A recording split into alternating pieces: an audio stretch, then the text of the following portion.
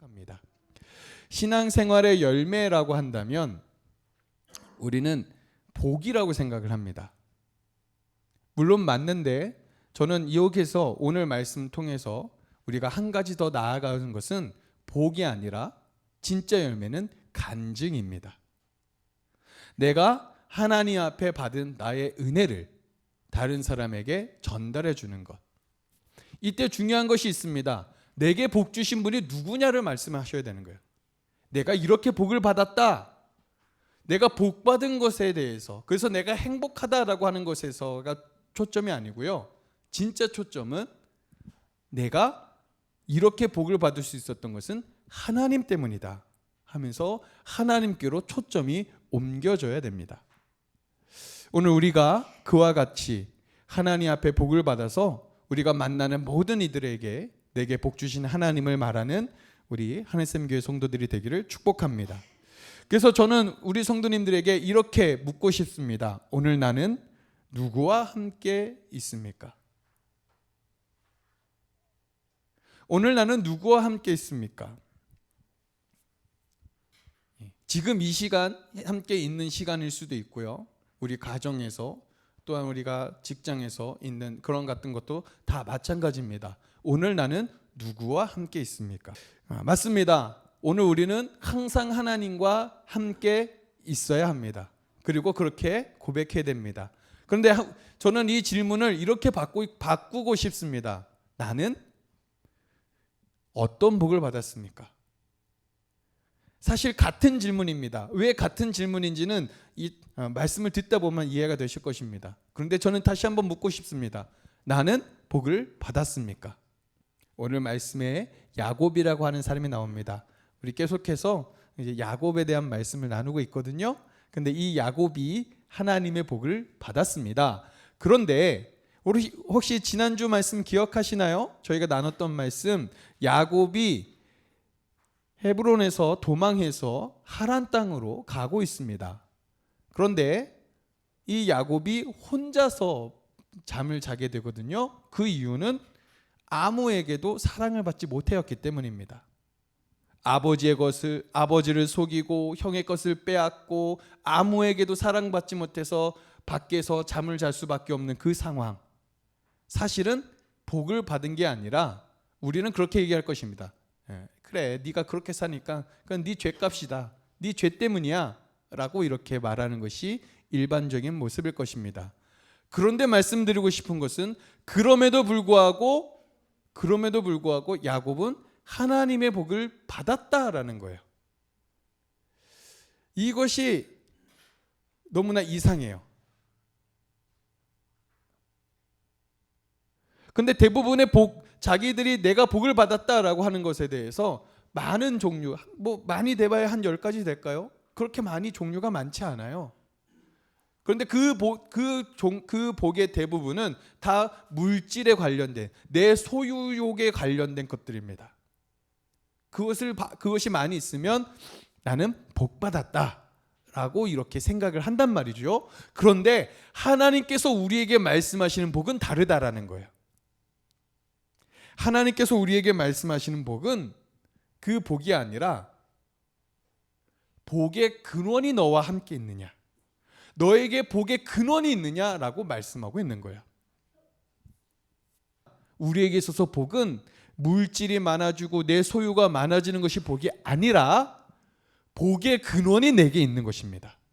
무슨 뜻입니까? 나를 통해서 내가 복을 받기도 하지만 다른 사람에게도 복을 전해줄 수 있는 것. 이것이 진짜 복을 받은 것이고, 이 복의 근원이 오늘 내게 있기를 소망하고 기도하는 우리 성도님들이 되기를 축복합니다. 이 복의 근원은 바로 하나님이십니다.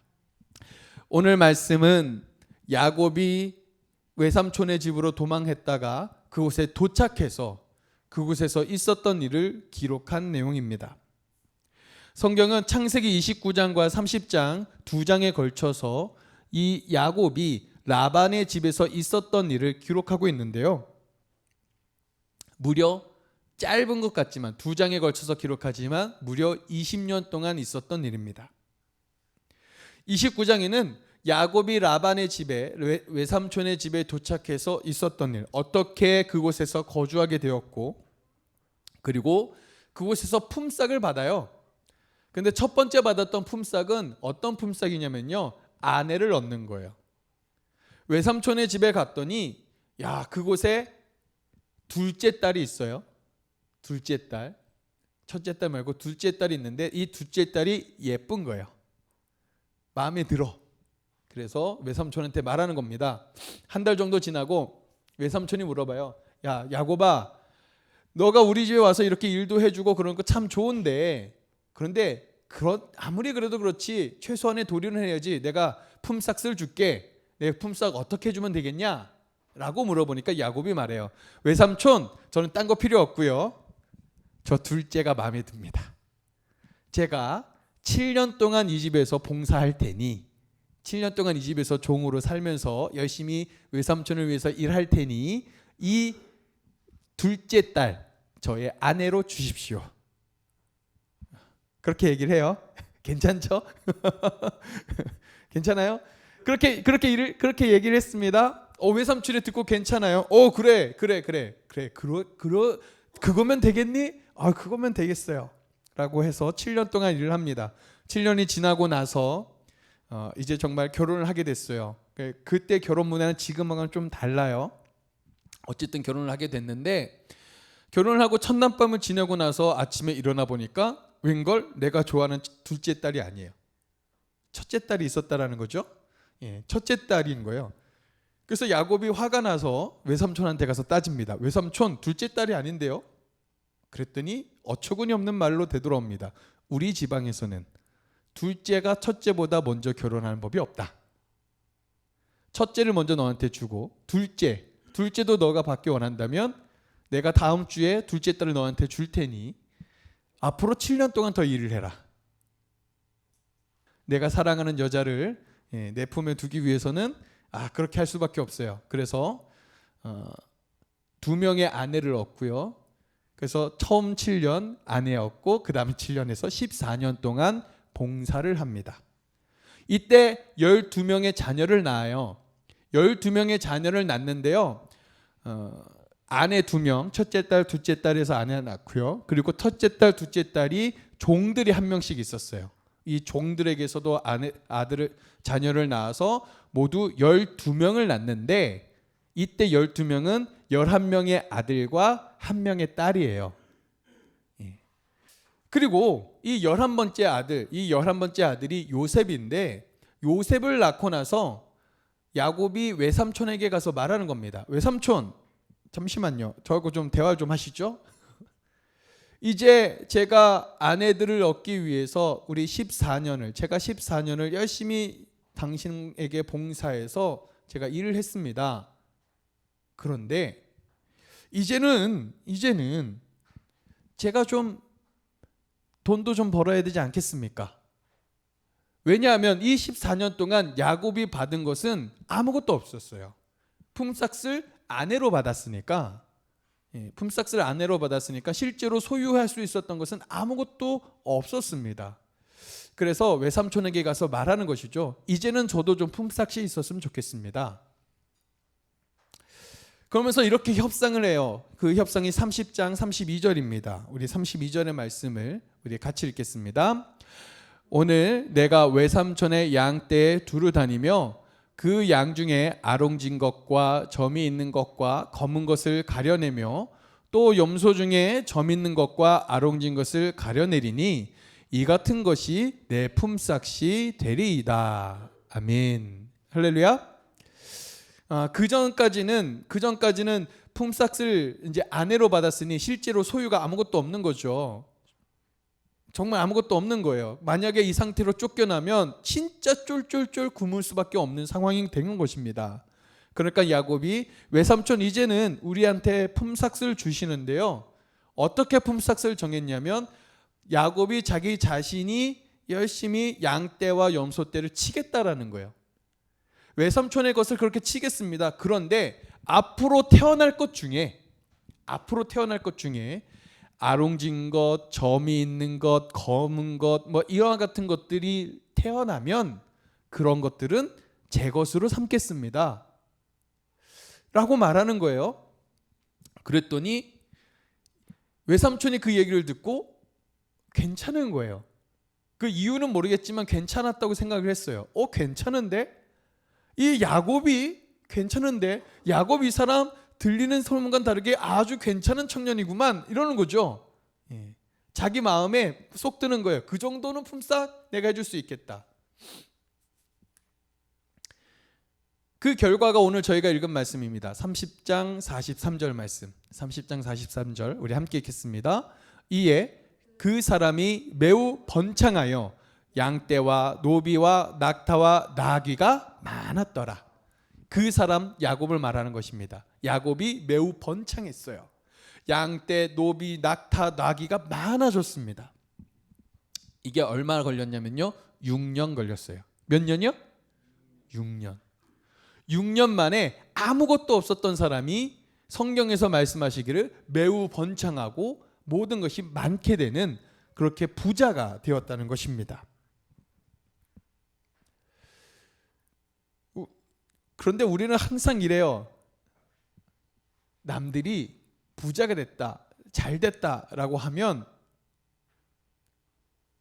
나도 그렇게 되고 싶어. 그럼 어떡하죠? 어떤 방법으로? 어떻게 그렇게 부자가 될 수 있었을까? 어떻게 그렇게 될 수 있었을까? 우리는 항상 궁금해요. 저 사람이 복을 받았다? 저 사람이 저렇게 부자가 됐다? 그러면 어떻게 그렇게 됐지? 라고 하는 궁금증이 갖게 돼요. 그래서 저는 오늘 야곱이 어떻게 부자가 되었는지 성경에 어떻게 말씀하고 있는지를 함께 나누고자 합니다. 먼저 창세기 30장 37절 그리고 38절 두 절의 말씀을 연속해서 읽겠습니다. 먼저 37절 같이 읽겠습니다. 야곱이 버드나무와 살구나무와 신풍나무의 푸른 가지를 가져다가 그것들의 껍질을 벗겨 흰 무늬를 내고 38절 그 껍질 벗긴 가지를 양떼가 와서 먹는 개천의 물 구유에 세워 양떼를 향하게 하매 그 떼가 물을 먹으러 올 때에 새끼를 베니. 아멘. 자 37절 다시 한번 보여주시겠어요? 자 37절 다시 한번 보면 야곱이 무엇을 했는지 알 수 있습니다. 버드나무, 살구나무, 신풍나무 이 나무를 가져다가 껍질을 벗겼대요. 그리고 38절에 보면 양떼가 와서 개천에서 물을 먹을 때 38절 보면 그곳에 양떼가 물을 먹을 때 거기에다가 세워놨다는 거예요.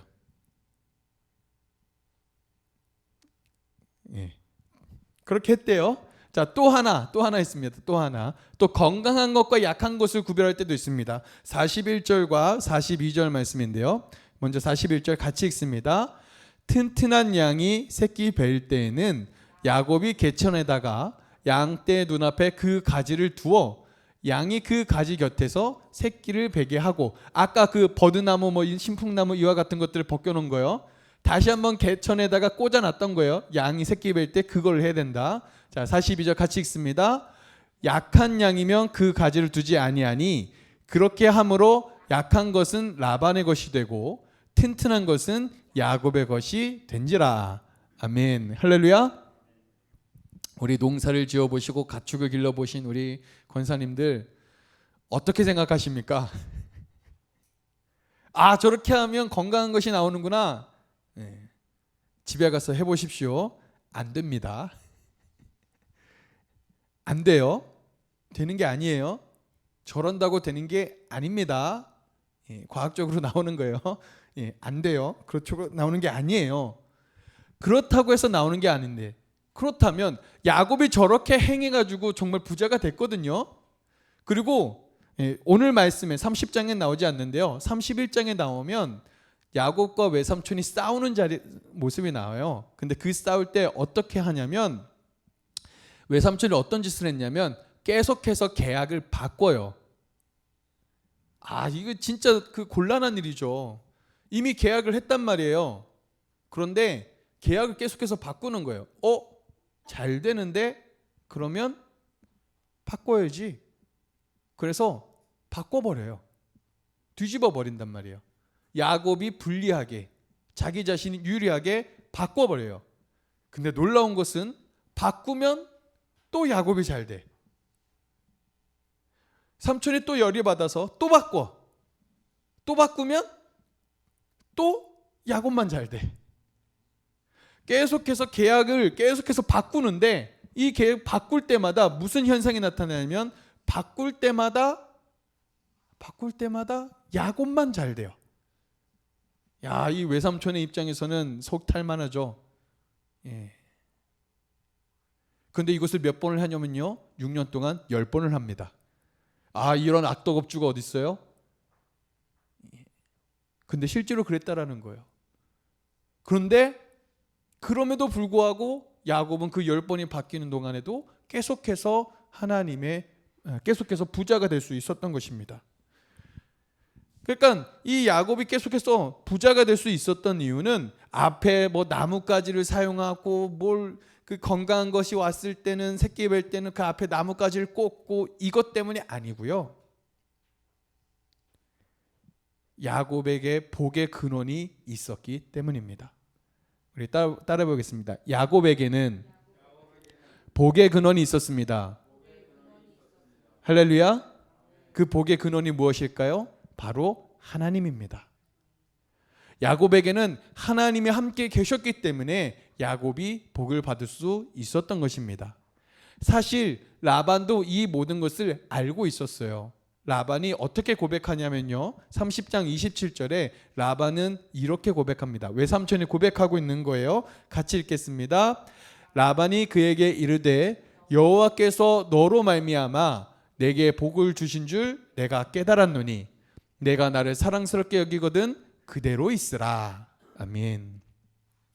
라반이 무슨 고백을 하냐면요, 야곱아, 너 때문에 우리 집이 이렇게 잘 됐다.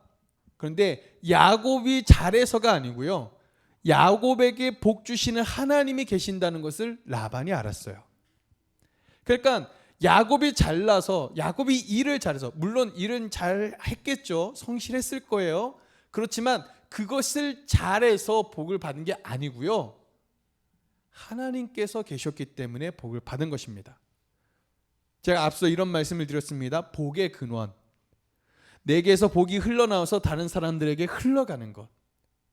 복의 근원이 야곱의 마음에 있으니, 야곱의 삶에 있으니 이 복의 근원이 흘러가서 야곱에게만 있는 게 아니라 외삼촌 라반의 집에도 흘러간 거예요. 복의 근원. 이것이 야곱이 복을 받았던 이유입니다. 야곱의 행동과는 상관없습니다.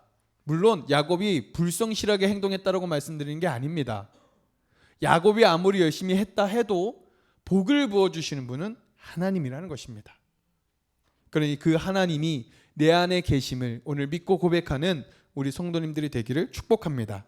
왜냐하면 하나님께서는 함께 하시는 곳마다 하나님의 복이 흘러 넘쳤습니다.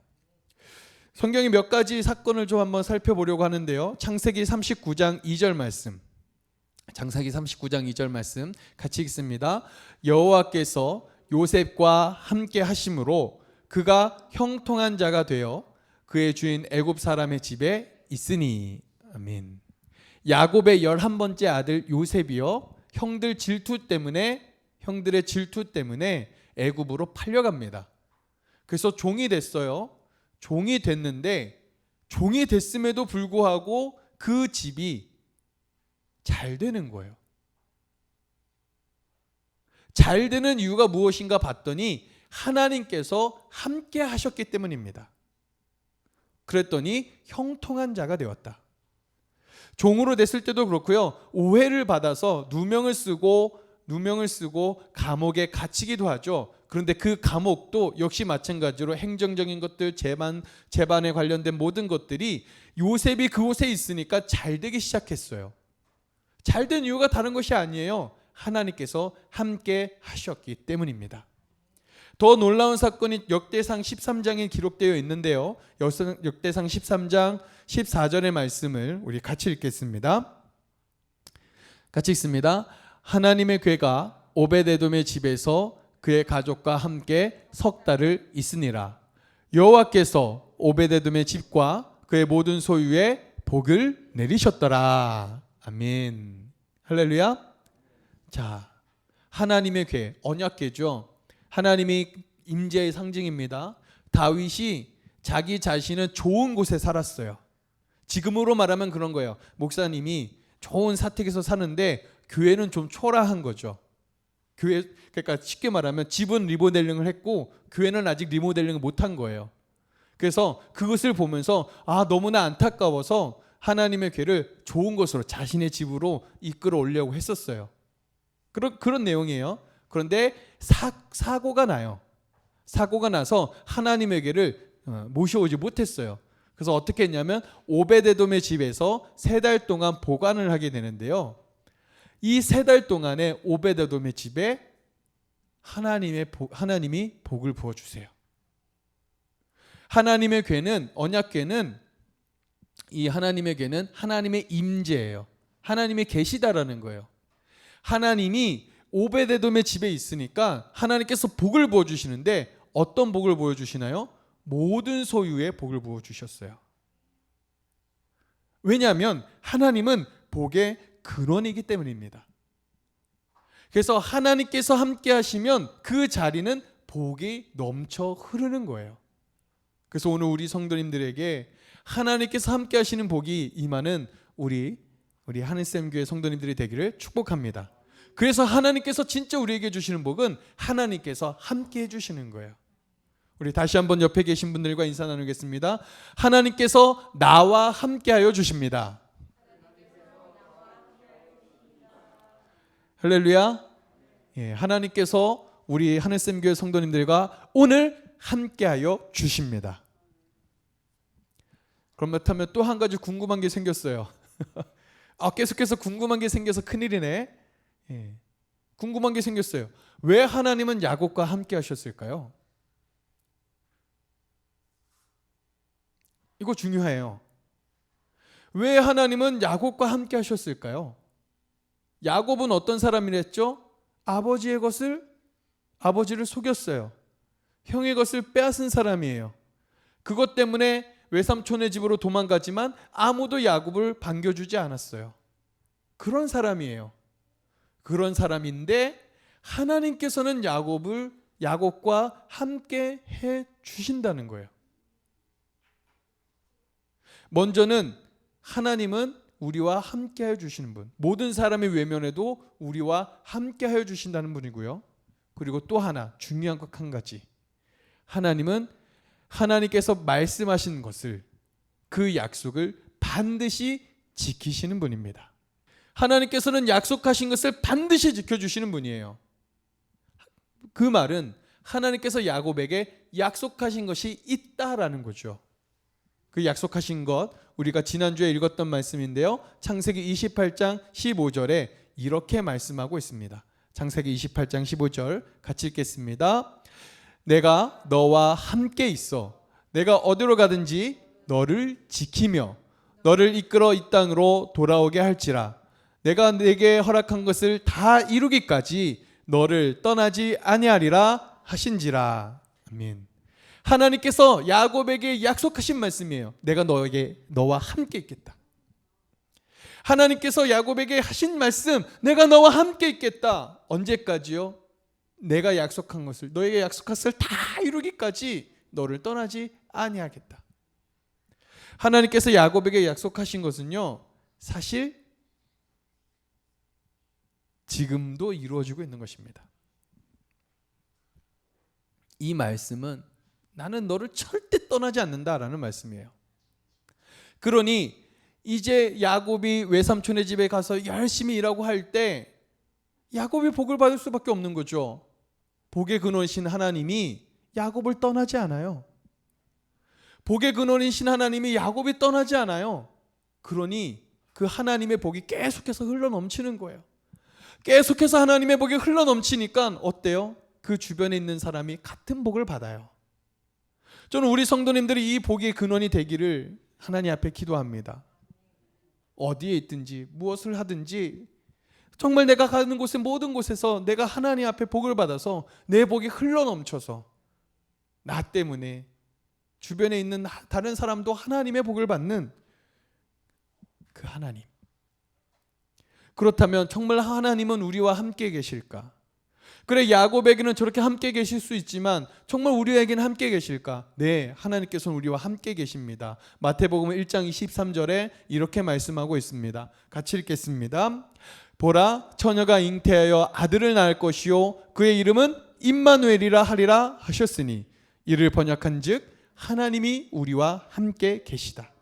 예수님께서 우리에게 오신 것, 우리와 함께 하시고 싶으시기 때문에 마태복음 28장 20절에 예수님께서는 또 이렇게 말씀하셨습니다. 십자가에 달리셨다가 하늘로 승천하실 때 이렇게 말씀하셨어요. 마태복음 28장 20절 같이 읽겠습니다. 내가 너희에게 분부한 모든 것을 가르쳐 지키게 하라. 볼지어다 내가 세상 끝날까지 너희와 항상 함께 있으리라 하시니라. 세상 끝날까지, 예수님께서 세상 끝날까지 너희와 항상 함께 있으리라. 예수님께서 이 땅에 오신 것은 임마누엘, 하나님께서 우리와 함께 하시기 위해서 오셨는데 예수님께서 하늘로 올라가실 때 내가 너희와 항상 함께 있으리라 라고 말씀하셨어요. 그것이 무엇입니까? 그것이 바로 보혜사죠. 요한복음 16장 7절 말씀. 요한복음 16장 7절 같이 읽습니다. 그러나 내가 너희에게 실상을 말하노니 내가 떠나는 것이 너희에게 유익이라. 내가 떠나가지 아니하면 보혜사가 너희에게로 오시지 아니할 것이요 가면 내가 그를 너희에게로 보내리니. 예수님께서 승천하실 때의 일을 말씀하시는 것입니다. 승천하실 때의 일 무엇입니까? 내가 떠나가면, 내가 하나님께로 너에게 가면, 내가 너희를 떠나서 하나님께로 가면, 그러면 내가 그때 그 이후에 너에게 보혜사 성령을 너에게 보내주실 텐데 그 성령이 너희와 항상 함께 할 것이다 라고 말씀해 주시는 거예요. 그러니까 하나님께서 오늘 우리와 함께 하시는 법은 바로 성령 충만인 것입니다.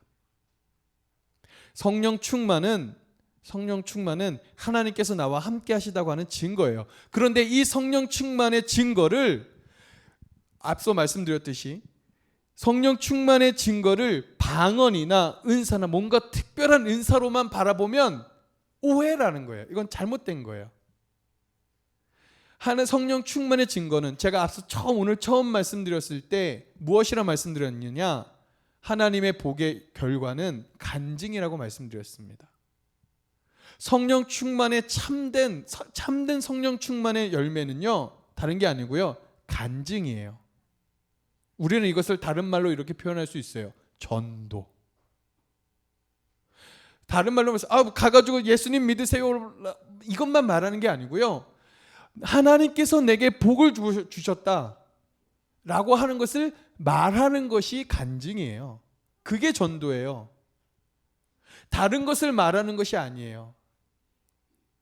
진짜 성령 충만은 방언을 멋지게 하는 거 아니고요, 물론 그것도 포함이 됩니다.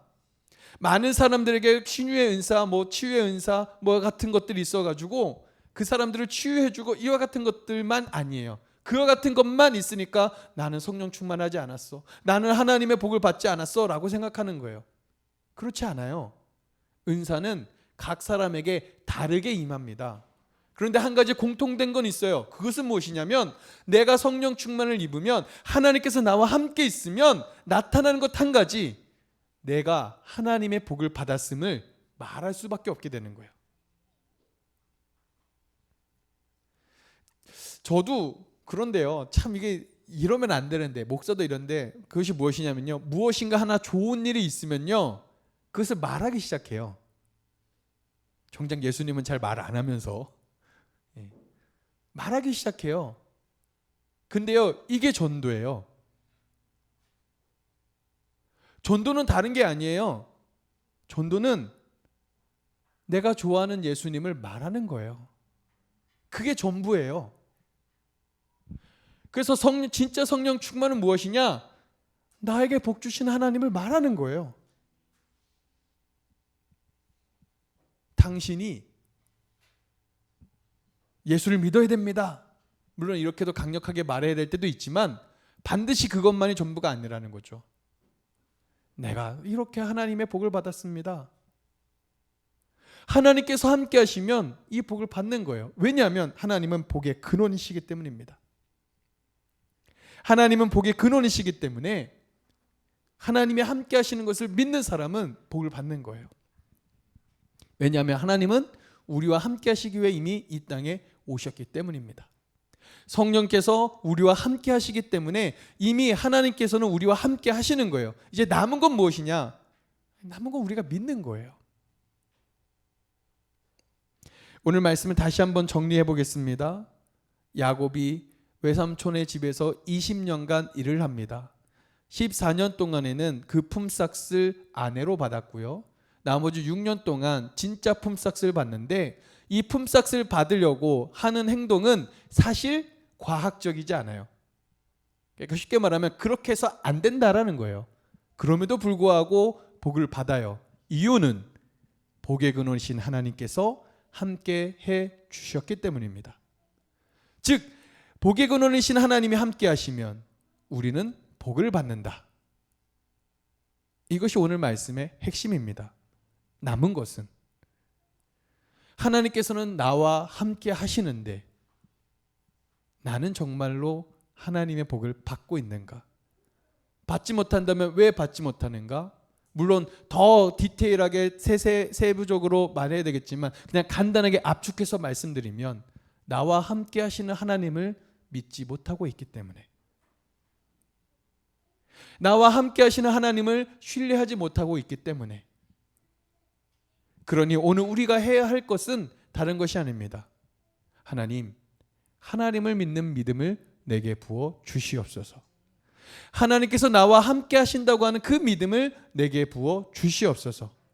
하나님께서 내게 복을 하나님께서 나와 함께 하시면 내가 복을 받는데, 그렇다면 하나님, 오늘 나와 함께 하시는 하나님, 그 하나님을 믿는 믿음 내게 부어 주시옵소서. 때로는 보이지 않아도, 때로는 느낄 수 없어도, 때로는 내가 주님을 잊어버릴 때가 있어도 그래도 내가 다시 한번 주님 앞에 주님께서 나와 함께 하신다고 하는 그 믿음을 내게 부어 주시옵소서. 그 믿음이 있을 때, 우리가 그 믿음을 가질 때 하나님께서는 우리에게 부어주신 복을 우리는 볼 수 있게 됩니다. 우리에게 복을 부어주신 게 아니에요. 우리가 그 복을 못 보는 거죠. 하나님께서 내게 부어주신 복을 그때는 보게 될 것이고, 그리고 내게 부어주신 그 복을 우리는 다른 사람에게 자랑할 수 있게 되는, 간증하게 되는 그런 삶으로 더욱더 성장하게 될 것입니다.